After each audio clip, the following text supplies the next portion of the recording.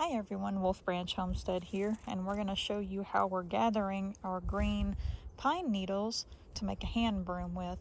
You might hear the goats in the background. They're getting ready to get out, and they're fussing at me. The birds are over here ready for their refill. A bunch of cardinals out here, and we've got this limb that fell out during all the wind early yesterday morning and storms. Knocked this big limb out, and so we're going to take and source some needles from this, and we're going to kind of explain what we're doing as we go so that if you want to make one for yourself, you kind of know how. I've got a glove to start with because they do kind of have a sappy residue to them, not only down here at the base, but when you trim these. When you go to trim these, the scissors that you use, especially for the green ones, you want to make sure you don't have your good kitchen scissors. Have a scrap pair, and when you get done, clean them off a little bit so they don't get stuck together, but don't use really good scissors for this. What we want to do is try to go one at a time and get these off. I like to get these straight off the branch when they're freshest. If you pull them off, oh, there's a brown thrasher over there. Sorry, that just got my attention. That was really neat. Going over there to the suet right now. So when you get these, if you pluck these off way ahead of the time before you make one, they're going to start drying out pretty fast. So I like to pluck these the same day I'm going to make them. That way they stay pretty fresh. They're going to smell good. When you go to get these, you want to get bigger than a comfortable handful. So a hand broom fits really well in your hand, a nice size.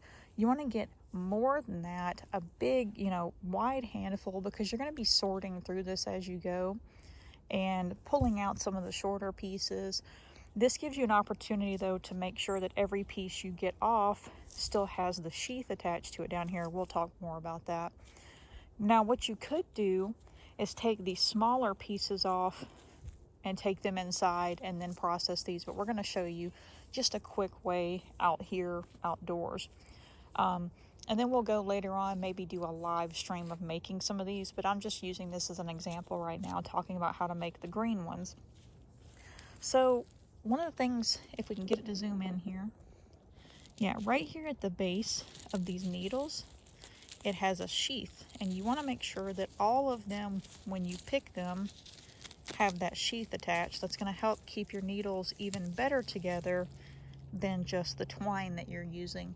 If you see loose needles that don't have this sheath attached to them, discard those. Usually, if you're processing inside, set yourself out a little bag and then just take those outdoors, the ones that you're not going to use, and just put those back out in nature. But discard the ones that don't have the sheath on them and just keep the ones to make your broom that do. Again, this is keeping all of your needles better together, not just with the twine that you're going to be using or the yarn. So now let's get it back focused. There we go. Well, trying to get it to focus, sorry. Now, usually I will use twine or yarn to make the hand brooms with. The yarn is really pretty, especially seasonally. You have some really pretty Thanksgiving colors you use with these. Using a red yarn is really pretty. Now, you can also use something like cotton twine, jute twine. All of that works really well. I usually use the jute twine, but again, special occasion, holiday, something like that, using a yarn is pretty nice too. The only thing I don't like about yarn is when it comes to the dried ones that you're going to use, I feel like it really doesn't give them the support. The yarn makes them too flexible. So if you make a green one with yarn, when it dries out and you want to actually reuse, use them, again, like we've talked about in the past, with the green ones, you don't want to use these as an actual broom yet, because the ends of these, after you trim them, are going to be kind of sappy. So you want to have them dried out thoroughly before you actually use them, and you'll probably want to trim off the ends of those. But you can take, as they dry, it's going to shrink down, they're going to get loose, so you can always take that yarn, if that's what you use to wrap it with, take the yarn off and then use twine instead to rewrap it, and that'll give you more support. I really like using the actual jute twine to wrap a hand broom I'm going to use. As an example, I have one that I made probably 3 or 4 years ago now, and it sits in the kitchen right over by the coffee pot for any spilled messes like sugar or coffee grounds, something like that. And that's been in the kitchen and been used for quite a while, and it has the twine on there, and I think it really gives it the support to actually use it and sweep up messes. We've also had people with the hand brooms, talking about the dried one now specifically. People will use those for, we have people that use them for sweeping up bird seed that might get spilled. Again, we use it for the coffee or sugar, you know, when you're over there by the coffee pot. People will use them for paint texture. That's one of the coolest things I've seen. I haven't tried it myself, but we have people that will actually order a few of them, and then I think it was one person ordered some for them and themselves and their grandkids, and they were going to use them to do painting texture with, to kind of experiment. I thought that was a really cool idea. I've had some ideas, but I haven't tried them yet, but I think painting with them is really neat. Now with the green ones, again, this is just going to be decorative. These are going to be, especially out during like the winter time, they're going to smell really, really nice, have that kind of pine fragrance to them. But like we advise with not just the dried ones, but with these, make sure that you keep these safely out of reach from pets and small children. Make sure you keep it away from any kind of heat source, because, you know, they could, especially the dried ones, they'll definitely be flammable. So be very careful with where you put these at. So now to actually gather them, let's try to get zoomed back in here if we can. There we go. So again, we want to get these and make sure that we have the sheaths attached here. Now we're going to grab a big handful, and it goes pretty fast. So even after you grab these, make sure that you examine the ends to make sure all of them have that.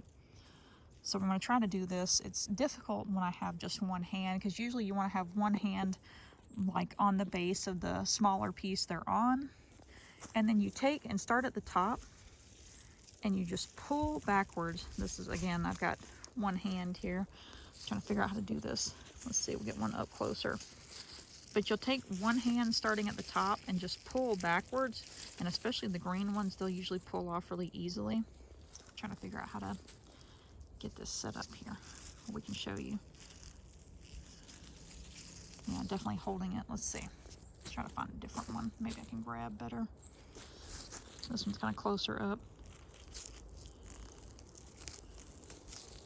But you pull backwards and they'll come off really easily. Now these are actually too short.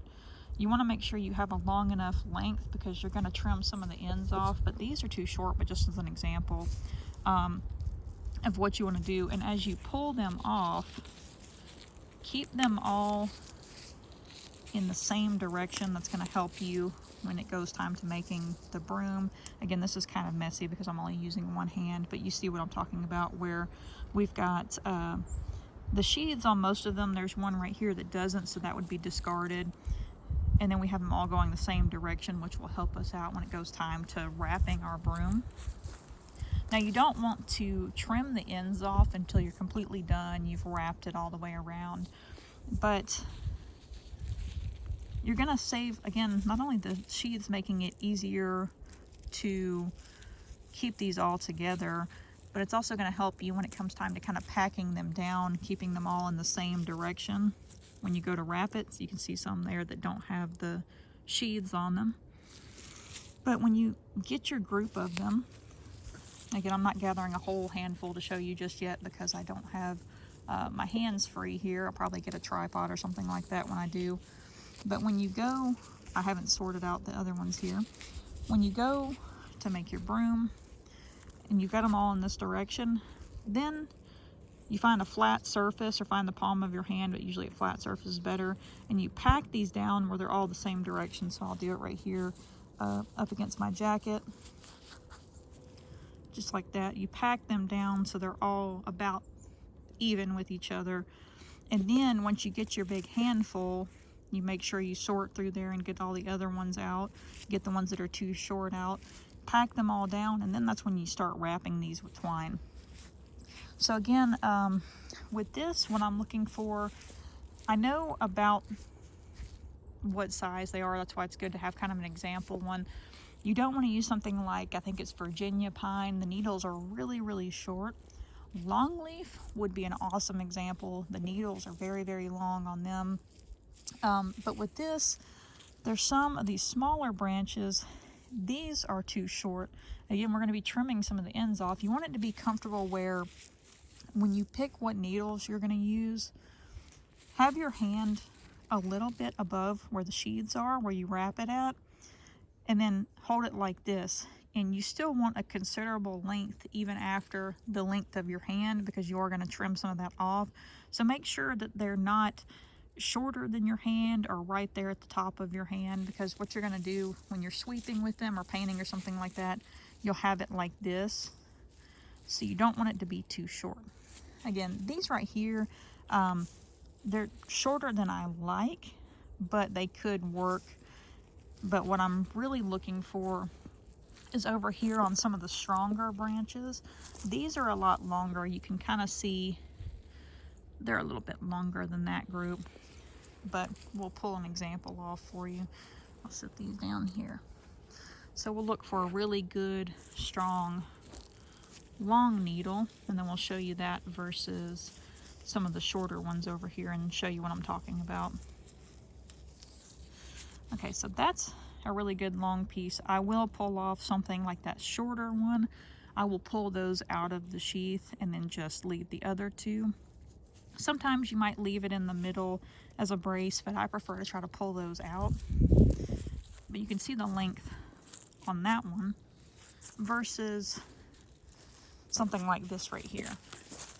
Look how short those are comparatively, about half the size. Even these right here, quite a bit shorter.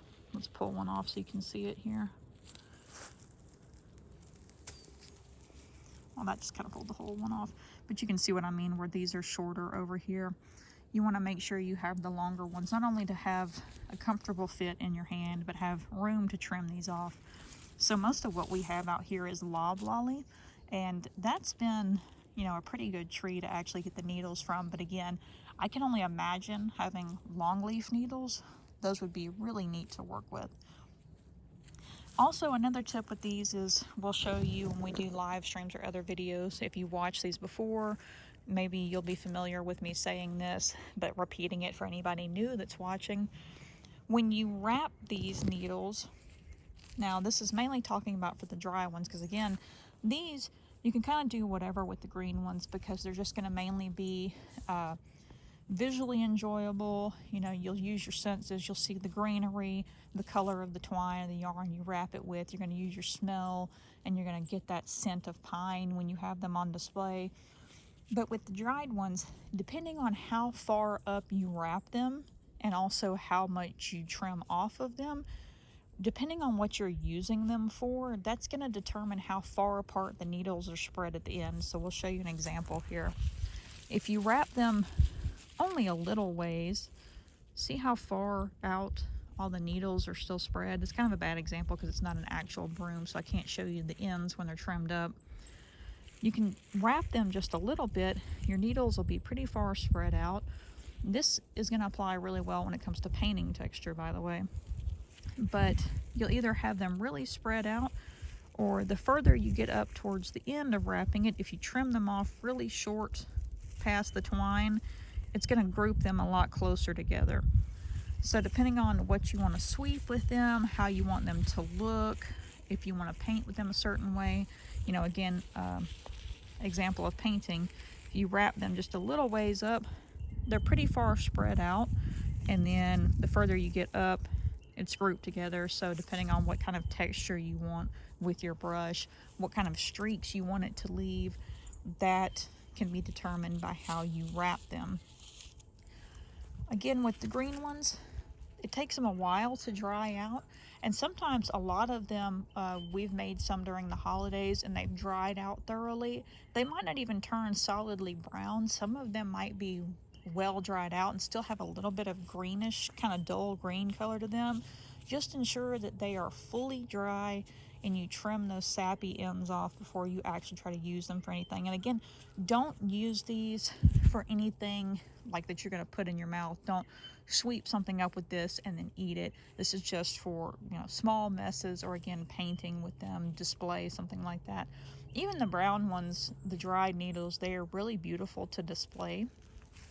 So having a mix of them is actually really neat. We had different stages of these out during Thanksgiving. I think it was one year when I first started making these. We had the green, kind of the in-between as it was drying, and then a brown one, and they're really, really pretty. But for right now, that's all I can really think of to say in this video for getting started. We'll show you more later on, but I wanted to kind of get a part one up of talking about some of the basics with this before we go to make some of these. And again, like we mentioned in one of our shorts here the other day, we are going to have a quantity of these available for a limited time on Etsy. So if you're interested in getting one for yourself, seeing kind of how they're made and what they're like, feel free to go on our Etsy shop, Wolf Branch Art. We only have them for a limited time because these are going to dry out, so they won't be too good to make for a while. We usually only offer them once we've had some wind and storms and it's knocked some limbs down. So we'll have these up as long as it takes for them to start really drying out. So I'd say probably a week or less. But if you want one for yourself, maybe you don't know how to make one yet, check us out on Etsy, Wolf Branch Art, and we've got a quantity of these available. And we'll do maybe a live stream of making some of these once I have everything sorted out. We'll do another video explaining a little bit better about once we get these off. And maybe, just maybe, we'll take a walk out in the woods and find some dried needles, or sweep some up, or, you know, rather rake them up. There's a good section over by where the chicken is, where there's a lot of pine trees and there's a lot of needles on the ground, but I don't want to get any just yet because it has rained, so they're all damp. I want them to dry out better before I make some, but we'll do another video of that. I really enjoy showing you all how to make these because it's such a simple craft to make. You know, we offer them on Etsy. We have some orders here and there, but I think it's fun to actually encourage people to make this themselves. Like right now, you know, outside, out in nature, a little bit cold today, but just getting hands-on with it and doing something like this is really fun. I would say if you're trying to do this as a craft with the family, I wouldn't use the green needles because of that sappiness. So get out there where there's some pine trees at and rake up some, you know, get out there together and rake a little pile up, sort through them, and just be careful it's not too young of a child if you're doing something like that, you know, doing a family craft. Make sure they're old enough where they're not getting anything, you know, trying to put it in their mouths or something like that, just as a safety precaution. And you know, even then, if you make a group of them yourself and then you want to paint with them or something like that, it's just good to get hands-on, get outside, make some crafts, have fun with it. But if you're, you know, interested and want to see what they look like, again, feel free to check us out on Etsy. But we'll do some more videos later on. And you can also go back into the archives of our videos and our live streams, and you'll see some processes of making these. You'll see some live streams, not too many. We've got a few videos about it, but those should help you kind of get an idea as we go along through these videos. And what I'll do, hopefully that'll help too, I'll try to edit this description where we put a lot of those videos for you to reference, the live streams, the other videos. I don't think we have any shorts about it just because it does take so long to make them, where that even that 3 minutes wouldn't really work. But we will link those for you, and also our Mother Earth News article about it. We had an online blog for it, and then I think it went into print. It's been a few years back. Sorry, I heard the barred owl behind me out here in the woods talking. But that way you can see the article and also see, actually I think we have 2 articles about that. Only one went into print though. But I'll try to link those for you, and also link the videos where you can go back and watch those so you can see how to make them for yourself too. But hopefully this video, especially the beginning talking about these, has elaborated more than past videos where you can kind of combine all of that together and really get an idea of how to make them for yourself. But that is it for now. We appreciate you watching. We hope you all have a wonderful rest of your day. We're going to get out here, let the goats out for a little bit, fill all the bird seed up, and then later on I'll probably come out here and make another video or get some of these to make a live stream with. But hopefully you all enjoyed learning a little bit more about them. We hope you have a wonderful day. Thank you for watching, and until the next video or live stream, take care everybody.